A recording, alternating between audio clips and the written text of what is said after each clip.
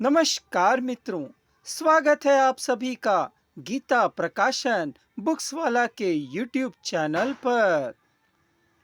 मित्रों, स्क्रीन पर आप जो देख रहे हैं यह है साझा संकलन इंद्रधनुष।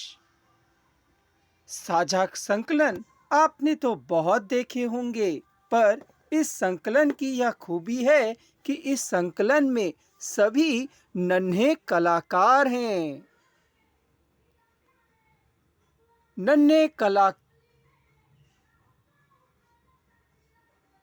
जी हाँ मित्रों, आपने सच ही सुना है।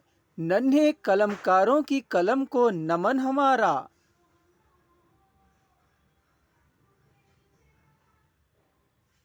ये हैं सुनीता प्रयाकर राव, जिन्होंने इन नन्हे कलाकारों को, इन नन्हे कलमकारों को कलम पकड़ाई और उन्होंने अपने कलम का जादू बिखेरते हुए इंद्रधनुष साझा कहानी संग्रह संकलित किया। मित्रों, इस संकलन की खूबी यह है कि इसमें आपको इन नन्हे कलाकारों की हिंदी व तेलुगु द्विभाषी कहानियां पढ़ने मिलेंगी। मित्रों, अगर आप इन नन्हे कलाकारों की कलम का आनंद लेना चाहते हैं तो आज हम आपके लिए इसी पुस्तक की एक कहानी का पठन करेंगे। आशा करते हैं आपको यह प्रस्तुति पसंद आई होगी। मित्रों, इस संकलन में सर्वप्रथम पहली कहानी लिखी है वरिकोलु इंदु जी ने। कहानी का नाम है गट्टू टूएन पल्ली।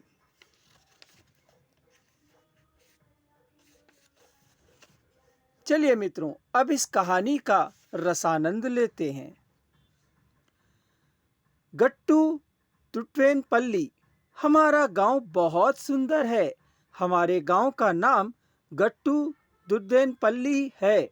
यह गांव करीमनगर जिला केंद्र से 20 किलोमीटर की दूरी पर, मानकोंडूर मंडल केंद्र से 10 किलोमीटर दूर करीमनगर वरंगल मुख्य सड़क पर स्थित है। हमारे गांव की विशेषताएं। प्रसन्नांजय स्वामी मंदिर, हमारे गांव में प्रसिद्ध प्रसन्नांजय में स्वामी मंदिर है। यहाँ लोग दूर दूर से आकर भगवान के दर्शन करते हैं और विशेष पूजा करते हैं। वाहन पूजा इस मंदिर की एक खासियत है। गांव के लोग ही नहीं, बाहर से भी लोग आकर पूजा में भाग लेते हैं। जीवन यापन, लोग खेती, पशुपालन और विभिन्न पारंपरिक कामों के जरिए जीवन यापन करते हैं। इसके अलावा कुछ लोग सरकारी और निजी नौकरियों में कार्यरत हैं। कुछ लोग व्यवसाय भी कर रहे हैं और दूसरों के लिए आदर्श बनते हैं। मित्रता और सेवा भावना, हमारे गांव में बच्चे और बड़े मिलकर खेल के मैदान में खेलते हैं और स्वस्थ जीवन जीते हैं। खेल और व्यायाम हमारे गांव की एक महान परंपरा है। हेल्पिंग हैंड्स नामक एक स्वयंसेवी संस्था कुछ दोस्तों द्वारा मिलकर बनाई गई है।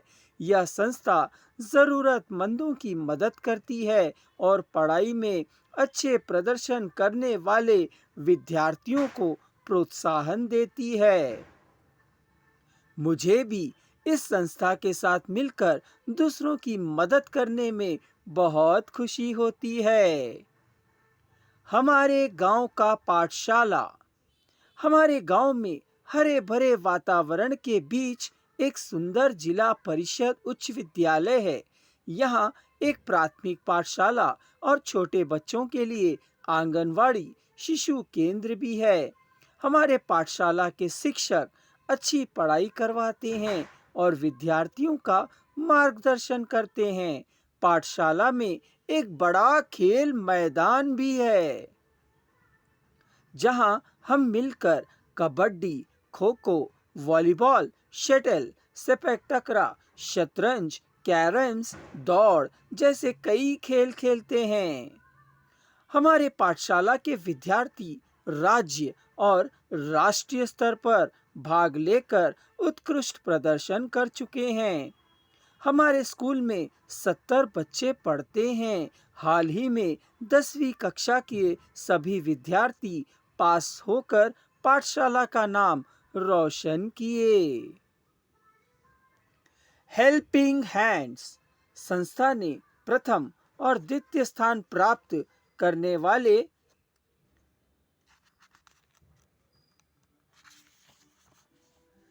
विद्यार्थियों को पुरस्कृत किया। हमारे सहपाठी सिंगसानी अश्विता को लॉयंस क्लब की ओर से 500 का नगद पुरस्कार मिला, क्योंकि उसने राष्ट्रीय स्तर की सेपक टकरा प्रतियोगिता में भाग लेकर जीत हासिल की। हमारे पाठशाला में सभी सुविधाएं उपलब्ध हैं।